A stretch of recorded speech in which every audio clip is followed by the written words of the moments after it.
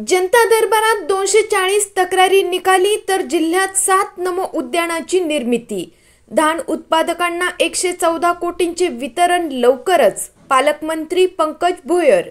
नमस्कार, मी Jayashree Sonawane. Blue storm TV news मध्ये आपलं सर्वांचं स्वागत आहे आणि ही बातमी आहे महाराष्ट्र प्रतिनिधी संजीव भांबोरे यांच्याकडून। भंडारा पांदन रस्ते व सर्वांसाठी घरे प्राधान्याने राबविणार असल्याचे प्रतिपादन पालकमंत्री डॉक्टर पंकज भोयर यांनी केले। हेमंत सेलिब्रेशन नागपूर रोड भंडारा येथे छत्रपती शिवाजी महाराज स्वराज्य अभियानांतर्गत जिल्हाधिकारी कार्यालय भंडारा यांच्या वतीने सेवा पंधरवाडा या उपक्रमाचा शुभारंभ दिनांक 23 सप्टेंबर 2025 रोजी पालकमंत्री पंकज भोयर यांच्या हस्ते करण्यात आला।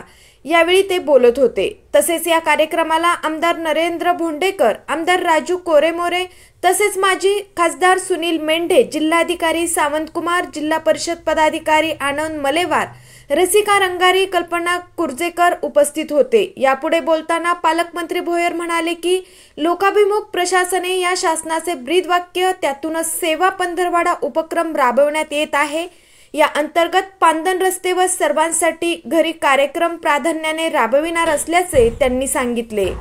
पहिल्या टप्प्यात पांदन रस्ते विषयक मोहीम दिनांक 17 सप्टेंबर ते 22 सप्टेंबर या कालावधीत वांदण व शिवार रस्त्यां क्रमांक देणे, त्यांचे संरक्षण करणे, गावाच्या नकाशावर चिन्हांकित करणे आणि पत्रकात नोंद नसलेल्या रस्त्यांची नोंद करणे यावर लक्ष केंद्रित केले जाईल। तसेच शेतावर जाण्यासाठी रस्ते उपलब्ध करून देण्यासाठी संमतीपत्र घेणे आणि प्रलंबित प्रकरणे निकाली काढण्यासाठी रस्ता अदालत आयोजित केली जाईल।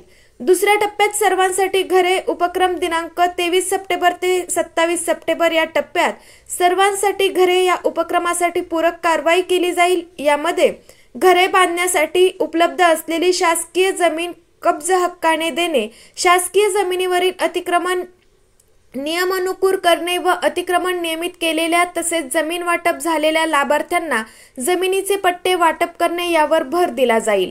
जनता दरबाराचे फळद्रूप म्हणजे 488 तक्रारीपैकी 240 तक्रारी निकाली निघाल्यात। नागरिकांचा सकारात्मक असा प्रतिसाद या जनता दरबाराला मिळत आहे।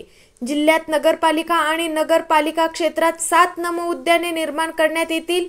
धान उत्पादकासाठी शेतकऱ्यांसाठी 114 कोटी प्राप्त झाले असून लवकरच तो निधी शेतकऱ्यांच्या खाती वर्ग करण्यात येत आहे, असे त्यांनी आश्वासित केले।